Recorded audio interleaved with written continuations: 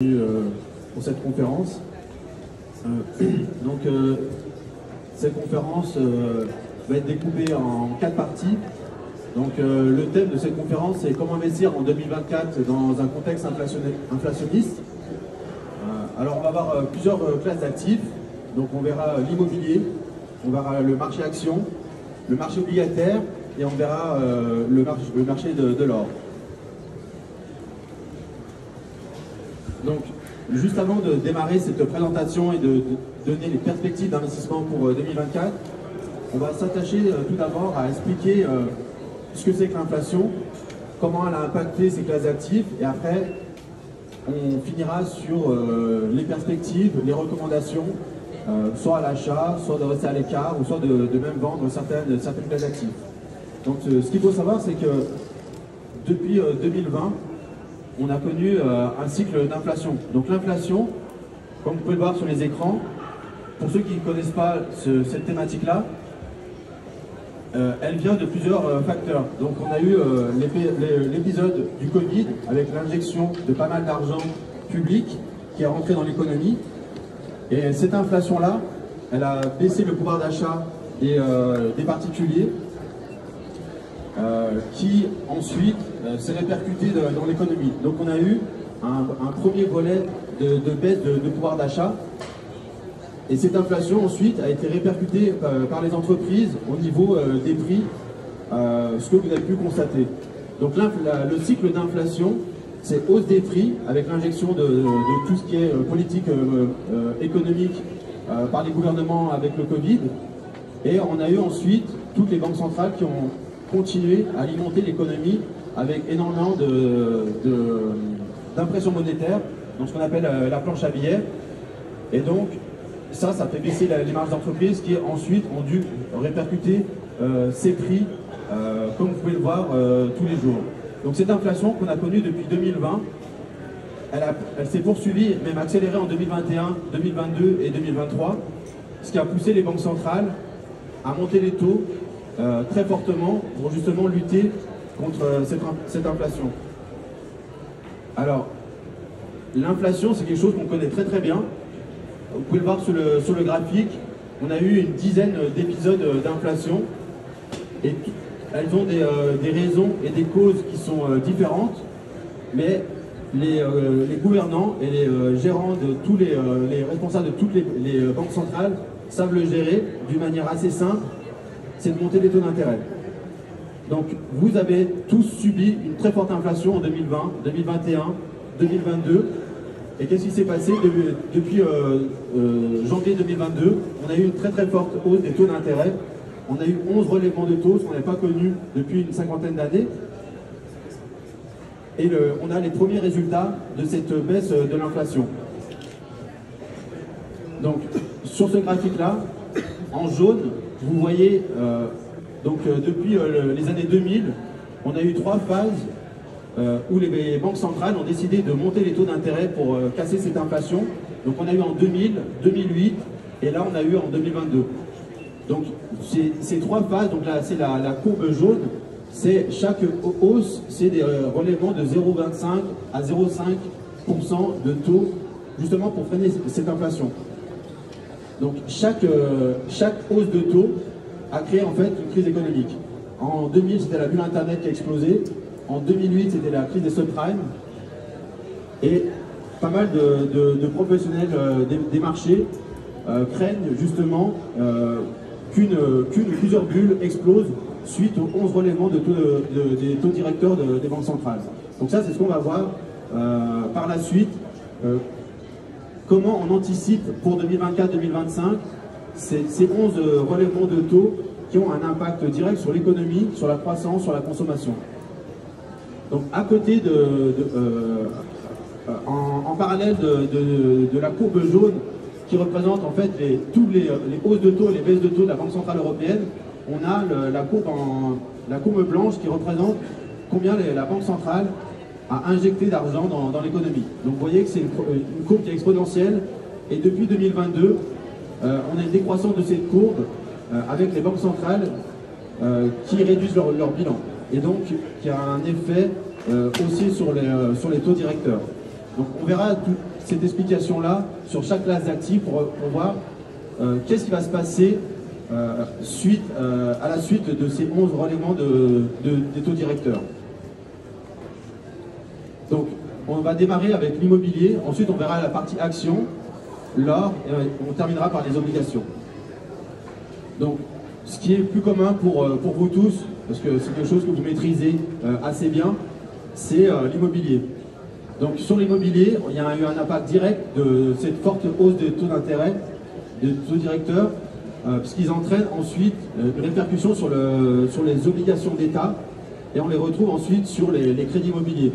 Donc, fin 2021, les banques centrales ont décidé de relever les taux. Et là, vous le voyez sur cette courbe, on est passé sur les prêts immobiliers à des taux de 1%, actuellement à 4%. Donc, en termes de pouvoir d'achat, l'immobilier était impacté directement et très fortement par ces hausses des taux directeurs. Et donc, l'effet immédiat, c'est la baisse du pouvoir d'achat des particuliers qui souhaitent emprunter. On le voit très bien avec cette capture écran. J'ai pris un exemple. En décembre 2021, si vous vouliez emprunter 600 000 €, vous pouvez avoir un taux à 1%, ce qui vous est une mensualité à 2 759 €. Actuellement, vous empruntez à 4,25, ce qui vous fait une mensualité de 3 700 €. Vous avez un gap de 1 000 € de différence sur votre mensualité du fait de la hausse des taux d'intérêt. Alors, vous allez me dire, mais les banques centrales, en montant les taux, savaient qu'elles allaient produire cette baisse du pouvoir d'achat. Bah, c'était exactement ce qu'elles voulaient, c'était freiner l'inflation. L'inflation, c'est la hausse généralisée des prix. Et donc, l'immobilier étant dans cette inflation-là, le meilleur moyen pour freiner cette bulle et cette inflation des actifs immobiliers, c'est de remonter les taux d'intérêt. Donc, l'impact direct sur l'immobilier, c'est la baisse des prix. Il y a un ajustement qui se fait directement entre les taux d'intérêt et les prix des appartements et des immeubles. Donc pour 2024, il va y avoir une poursuite du phénomène qu'on a vu en 2023 avec les 11 hausses de taux, à savoir une baisse du prix de l'immobilier.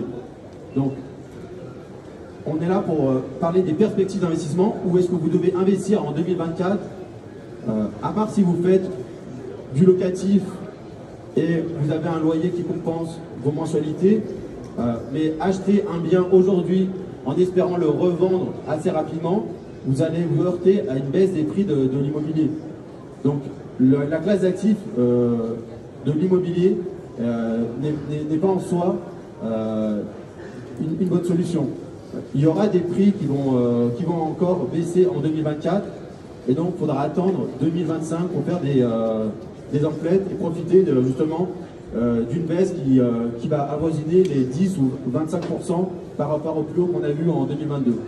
Donc il n'y aura pas de crack immobilier, mais comme en 92, mais on aura par rapport au prix immobilier de fin 2021 une baisse. Alors ça dépend des régions, ça dépend des biens, mais vous avez vu avec ce slide-là que mécaniquement le pouvoir d'achat des acheteurs qui baisse, ça donne beaucoup moins d'acheteurs sur le marché et donc un ajustement des prix par le bas. Donc sur ce slide-là, on voit qu'on a amorcé fin 2022-2023 une baisse. Alors elles sont beaucoup plus prononcées dans certaines régions que d'autres.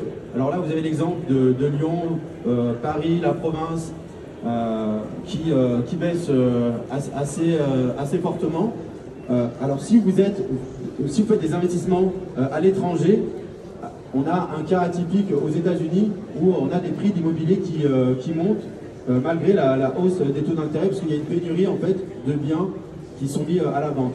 Hormis les États-Unis, dans toutes les zones géographiques où il y a eu des hausses des taux des directeurs, on a eu une baisse entre 10 et 15% de l'immobilier en 2023 et qui devrait se poursuivre en 2024.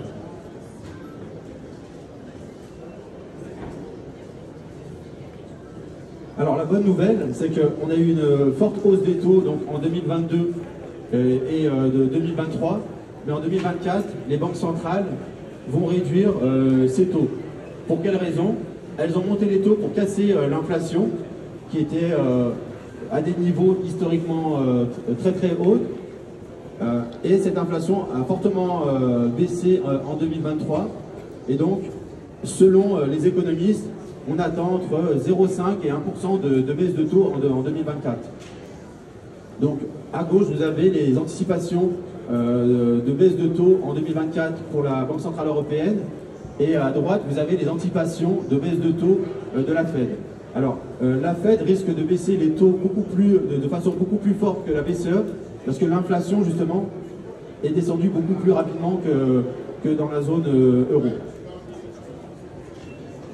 Donc, alors là, on va voir toutes les 4 classes d'actifs. On verra les questions à la fin de la conférence. Si vous avez des questions sur l'immobilier, parce qu'on va passer à la classe d'actifs suivante. Donc, pour résumer, une baisse de l'immobilier en 2024, malgré la baisse des taux d'intérêt qui aura lieu, parce que les taux d'intérêt restent quand même assez élevés, resteront quand même assez élevés en 2024. Il faudra attendre 2025-2026 pour retrouver les mêmes taux d'intérêt qu'on avait en 2021 ou 2020. Donc la deuxième classe d'actifs qu'on va évoquer, c'est les actions.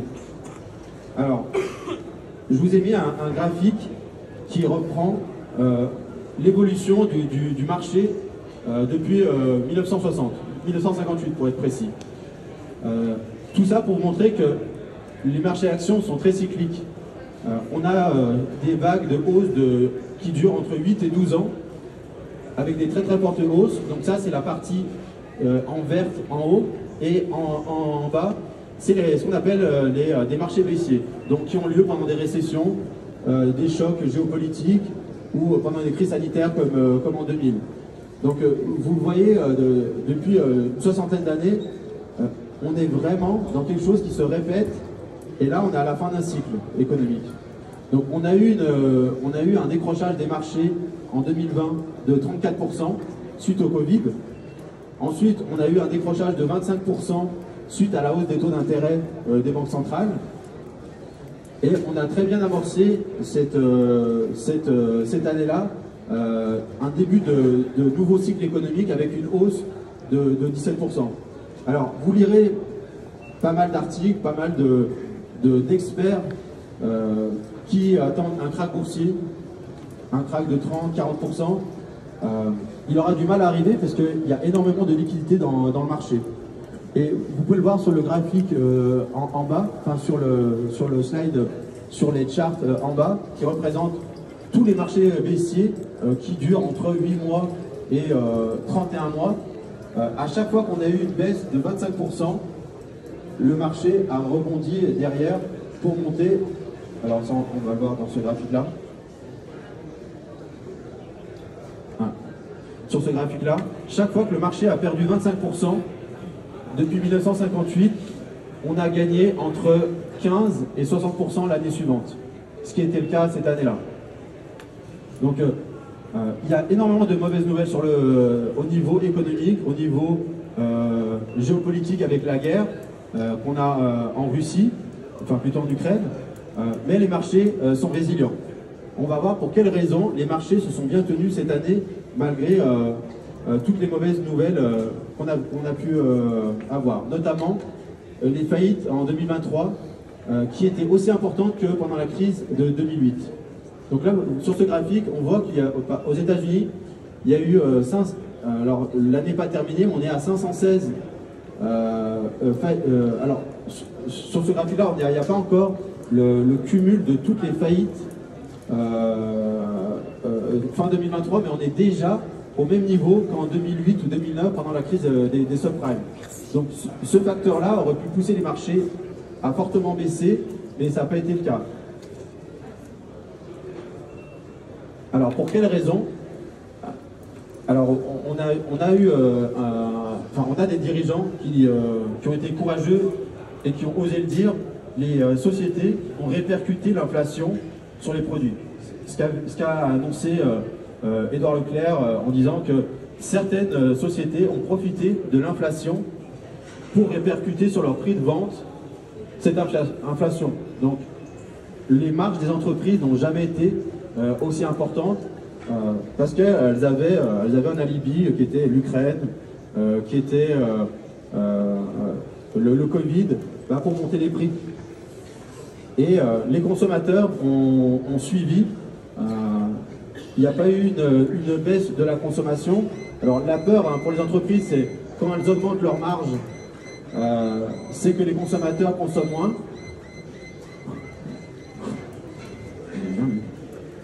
Mais pour le coup, alors c'est le graphique à gauche, vous voyez en noir, aux États-Unis, les marges d'entreprise n'ont jamais été aussi fortes, et en Europe également. Donc ce qui aurait pu être un frein pour les entreprises, à savoir, il y a de l'inflation, donc les salaires montent, et donc leurs marges baissent. Dans ce cycle économique qu'on est en train de vivre, ce n'est pas le cas. Alors, jusqu'au moment où les consommateurs arrêtent de consommer parce que les prix sont trop élevés. Normalement, chaque cycle inflationniste, il arrive à un niveau où les consommateurs sont plus au rendez-vous, arrêtent de consommer, les entreprises font moins de chiffre d'affaires, moins de bénéfices. Donc, comme elles font moins de bénéfices, elles licencient. Et comme elles licencient, quand on perd son boulot, on arrête de consommer. Donc, on a un cycle déflationniste. Ça n'a pas été le cas. Les consommateurs ont continué à acheter malgré cette inflation.